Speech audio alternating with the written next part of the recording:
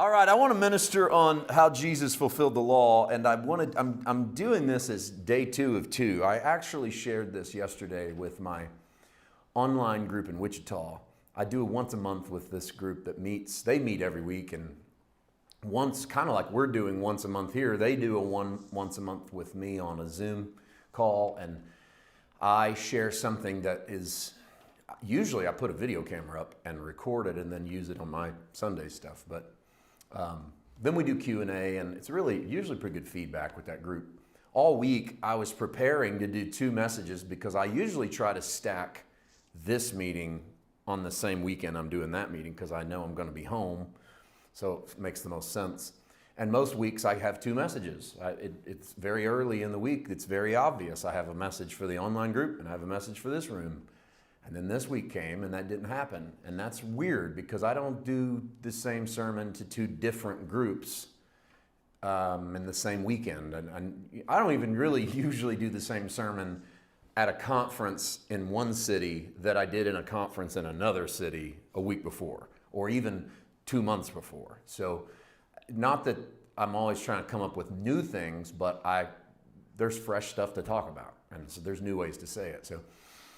But this week, nothing. It was this word, and it was this word originally for this group, and then it was this word, maybe I should tell that group this word, and then it was this word for that group, and I'll see what happens.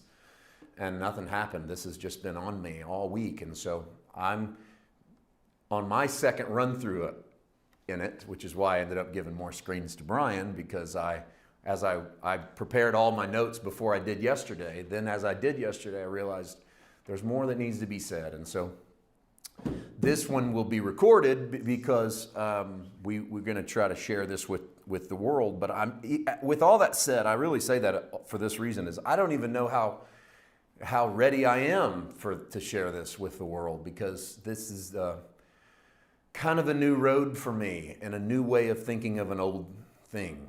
The title says, well, for us grace people, this is a pretty simple one. How Jesus fulfilled the law. You go, what's to deal with? Because if I ask grace people like yourself and like most of my audience, how did Jesus fulfill the law? The answer is, he didn't sin.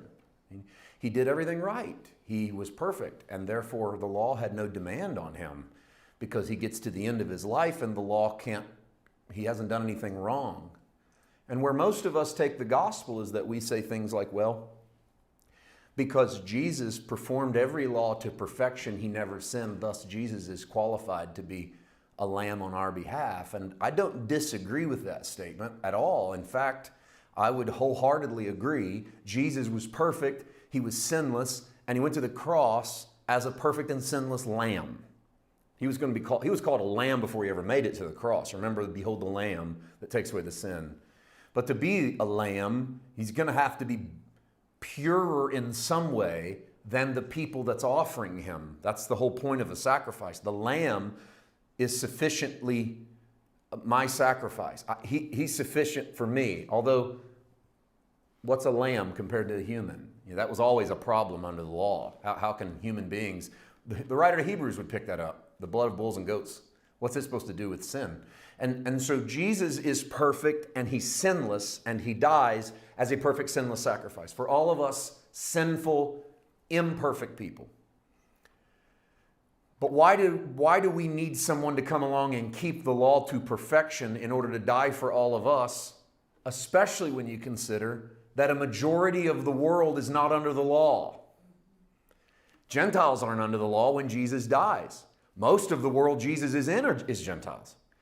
If you count everyone who's ever said yes to Jesus, from the time you could say yes to Jesus, it's overwhelming Gentile. None of those Gentiles were ever under the law.